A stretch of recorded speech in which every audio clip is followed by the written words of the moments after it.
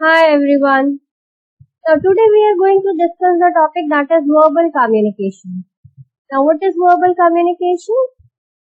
We will start with this communication. Now what is communication? Communication is derived from the Latin word that is communicare, which means to share.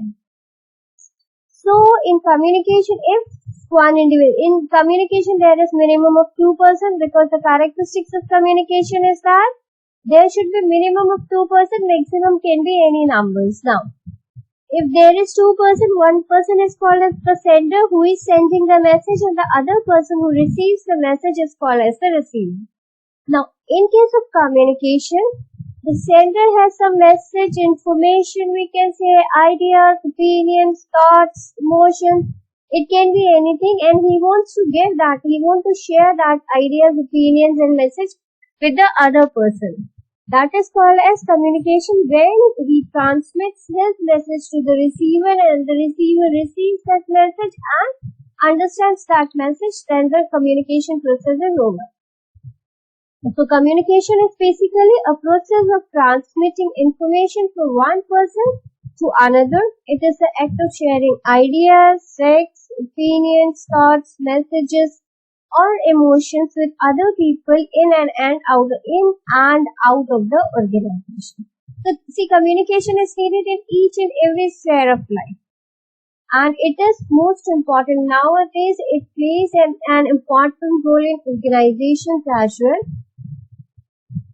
So, we say communication is needed in every sphere of life. As human beings are social animals, we live in a society, so we need to communicate with one or the other person at every point of time, we can say.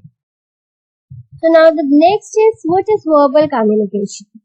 Verbal communication means communication through spoken or written words. It implies use of words which makes language. And it is the ability to communicate by using words. So verbal communication means when we are communicating with the use of some language, because without a common language, the sender and the receiver would not able to understand each other, but in the right way. So in verbal communication, we either speak to the individual or we write something to the other person so that in that way we would able to transmit the message to the other person. So communication in verbal communication means when we are transmitting the same message we want to send to the person by writing it on the paper, or we are just speaking to that person, that communication is called as verbal communication. So in this way, verbal communication can be divided into two parts. First is oral communication and the other is written communication. Oral, the word itself says. Oral communication means when we are talking to the other person with the help of our mouth, or we can say when we are talking to the other person on telephone or face to face or anything, the medium through which we are just transmitting the message to the other person by speaking to that individual. So oral communication implies communication through mouth. It includes individuals conversing with each other, be it direct conversation or telephonic conversations, speeches, presentations, discussions are all forms of oral communication. So oral communication means when we are speaking to the other person through any medium, that is called as oral communication. Now there are various advantages of oral communication, and the first and the foremost is the immediate feedback. In case of oral communication, the message directly reaches to the other person and he understands, the receiver understands the message and have the capacity and able to give the feedback to the individual. For example, say I am teaching in a class and some of the student or one student don't understand some words or some topic, so he can stand up and say this, please clarify me this thing. Then again, I'll explain him that specific thing, and in this way, the feedback, I got the feedback immediately that he has not understood something, and then it could be clarified with the further conversations. So in the advantage of one of the important advantages that we get the immediate feedback, we get the immediate reply from the from the receiver of the message that he has understood the message, he has any doubts, he has not understood the message. And the second important advantage is time saving, because it is very quick. The process of communication, we already have a dedicated video for this process of communication between the sender and the receiver. So you can go through that video also. In this way, you would able to understand the process of communication. So in case of this oral communication, the process of communication completed very quickly, because it reaches from sender to the receiver, and the receiver understands it and gives the feedback that I have understood the message. So it is very time saving. And further conversations, if there is any misunderstanding, if there is any we can say doubts, that can be clarified at that particular point of time only. So that is why we say this is time saving. Economical in terms of, because in case of oral communication, face-to-face communication, in case of speeches, it is not very expensive process. The next advantage is personal touch. Yes, in case of this oral communication, we can put that personal touch in each and every communication. For example, if we are talking to some near and dear ones, then my words would be for the same communication. My words would be in a different way, so that I can personalize it, and then they would able to understand it that they are like she is something pampering a child. We can take the example that pampering a child. And in the same way, if we are talking to some stranger, then definitely my words would be different as compared to my near and dear ones. So we can say in every communication we can personalize it in some specific way. Next advantage is secrecy. In case of communication, in case of oral communication, if I'm telling some specific some information to one individual, that reaches to that individual, and that is unless and until that individual will not transmit that message to the other person, that message cannot be read by any other person, or anyone cannot just secretly take that message and would disclose it, right? So in that sense, it is secrecy can be maintained in case of oral communication.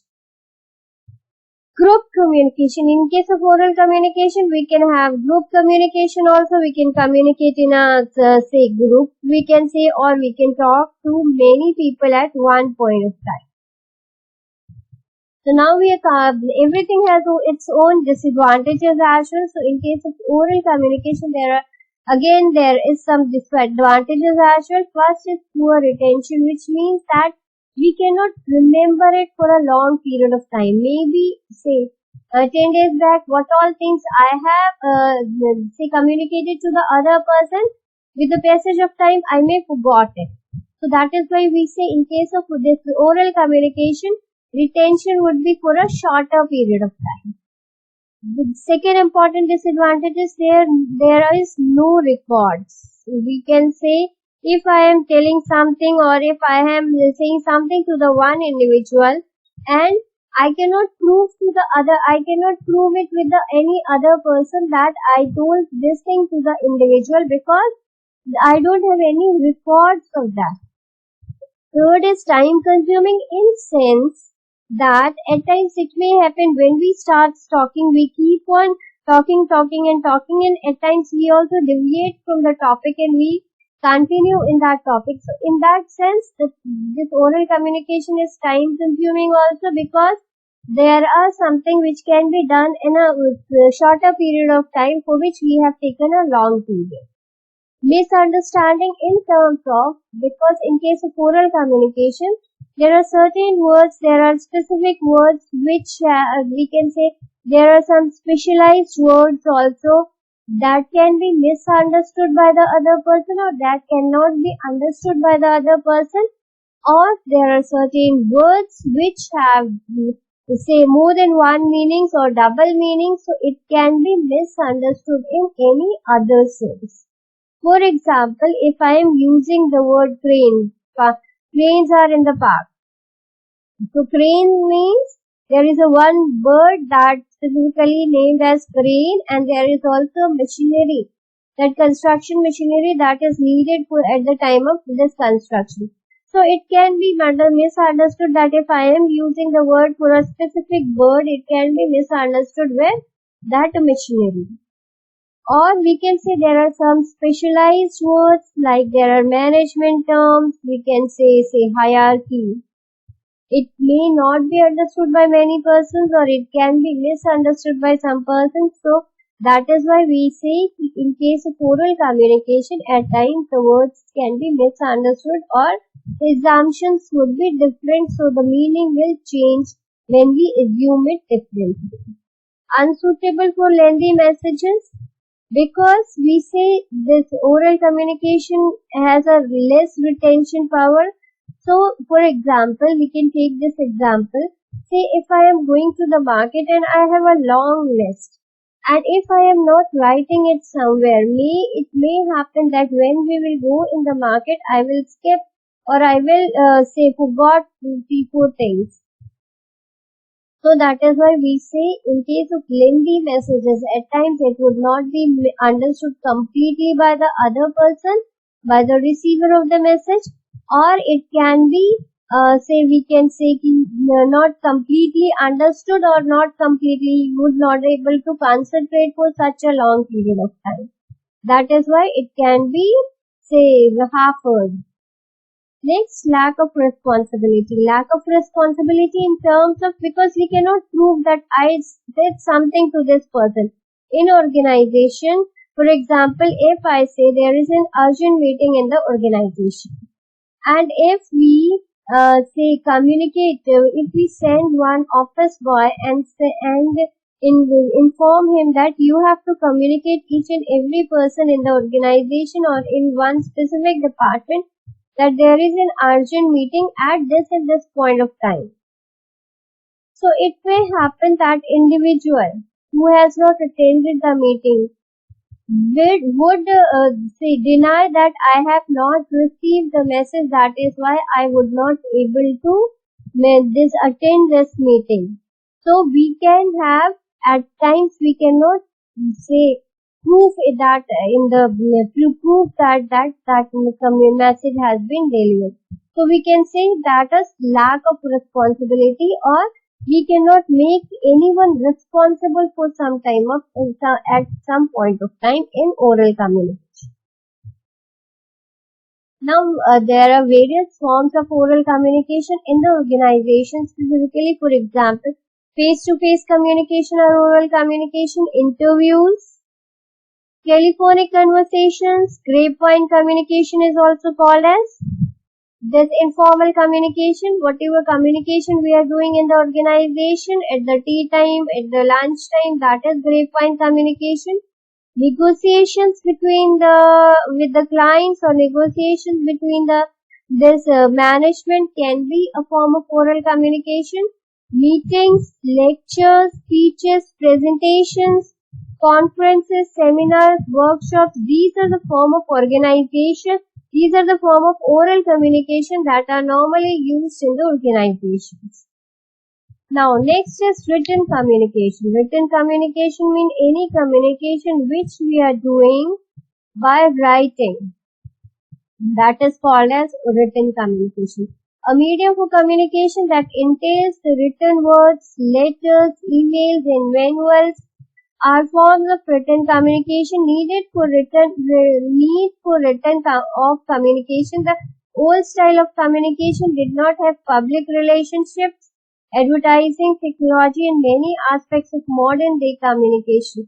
We can say in simple words, written communication means any communication, any sharing of ideas, information by writing on some paper or some document, that would be called as written communication. And there are various advantages of written communication. First is wide access. Wide access in terms of, for example, newspaper is a form of written communication. It can be accessed and it has a wide accessibility. Or we can say the same notice can be accessed by many people. So it has a wide accessibility.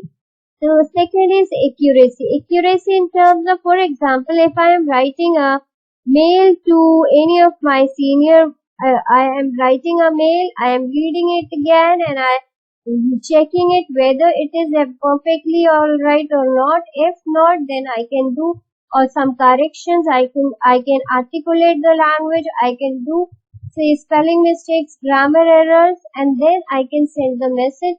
Then we say it is there. So we have the option of correcting it again and again unless and until we feel that it is perfectly alright or it is completely right. Third is lengthy messages. In oral communication, it is not at all appropriate for lengthy messages because there are chances that we will miss few of the things. But in case of, say, for example, we will take the same example. If I am going to the market and I have a long list, then what I can do, I can make a list and I can go in the market and check it out whether I have purchased everything or not. In this way, I would not miss few of the things. Now next is permanent record. In case of oral communication, that records are permanently with us. We can keep all those records for a long period of time. That is why we say that it is, for example, in the organization, say every year they are doing this annual general meeting and that AGM records are kept for a long period of time and we can check at any point of time what has happened, what was the say discussions on this year's this AGM annual general meeting. So it has a permanent record. And the next is legal evidence. When we have a permanent record, we can prove it everywhere that this has been said or this has been say decided at that point of time. For example, say if me and my friend started a business in a partnership and we have written each and everything or we can say we have made a partnership deed in which we have written each and everything, like for example say profit sharing or capital investment or all other terms and conditions. Say at any point of time, if there is any the dispute in between us, we have the option of, because we have that paper in which me and my friend would have signed it, so we can go to go for the legal assistance and we have an evidence with us that this has been decided at that point of time. So in this way we have a permanent record in form of written document and it also works as a legal evidence. Next is fixed responsibility. Fixed responsibility means we have fixed responsibility or we can prove that responsibility in other sense. We can say, for example, we'll take the same example.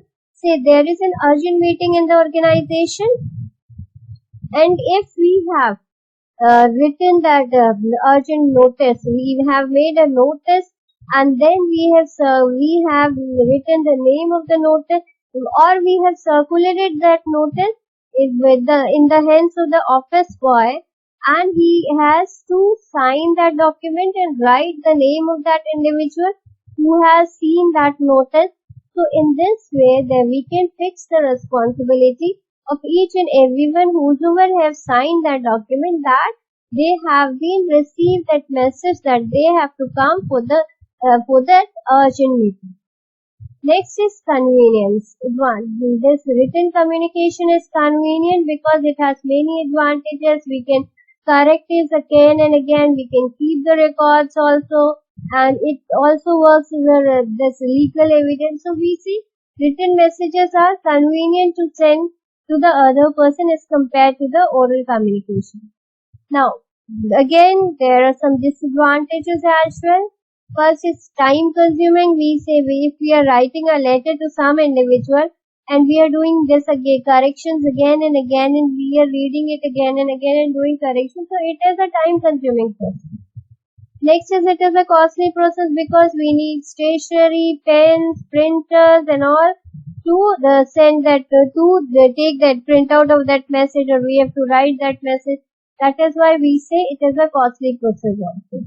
It lacks secrecy in terms of, because if we are keeping some written documents somewhere, there is always a chances that it can be read by some other person who are not authorized to do that, or who can misuse all those information for some other purposes. So we can say that like we can say it is lack of secrecy is one of the disadvantages. Rigidity in terms of, for example, if I want to write a message or write a letter, there is a particular format which I have to follow when I'm writing a letter to some person, if I'm sending a mail to the other person, or if I am giving a report to the other person. The organization would have decided how to send a report to my seniors. So there is always a format that we have to follow when we are doing that specified thing.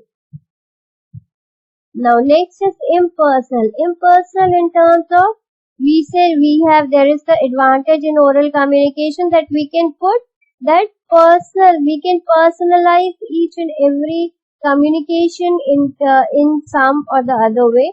But in case of written communication, there are chances, but there are less chances that we can personalize it with other personal touch.